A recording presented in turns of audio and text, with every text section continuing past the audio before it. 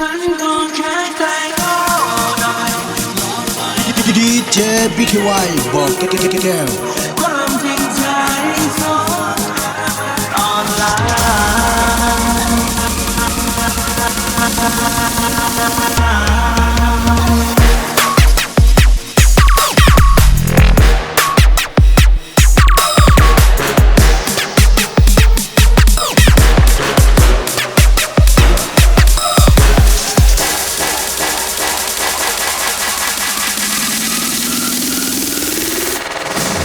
1, 2, 3, let's go!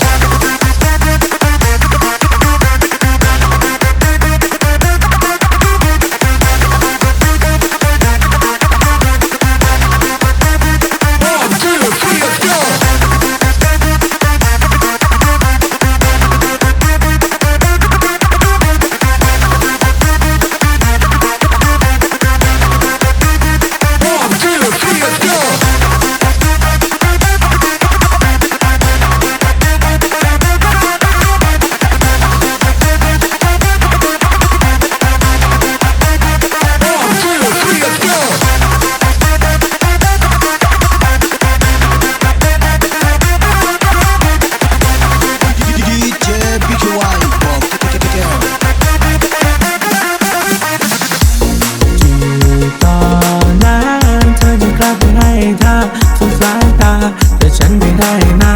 เธอคงได้กับไอ้สันนานแล้วนะฉันก็แค่งงหน่อยลองไปเลยทีนี้ไม่สงสารกันเลยคนนี้ทำแบบนี้มันไม่ไหวหรือว่าที่ผ่านมาแค่เสียฉันก็เก่งแค่ลองใช้ไม่ได้มีฉันตั้งแต่แรกวันที่เราพบกันก็แค่หลอกฝันแต่แค่คันค่าแต่ของเธอที่มันทำโสดตัวกูแค่หมดผลประโยชน์ไม่ใช่คนโปรดไม่ต้องขอโทษแต่กูยังโกรธมึงทำให้วันนี้กูรู้สึกแย่กูจะบอกแม่กูจะเจ็บแกมึงรอลิเย็ดแม่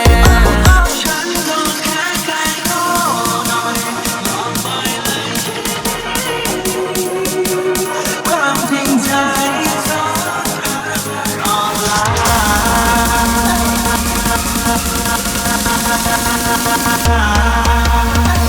1, 2, 3, let's go!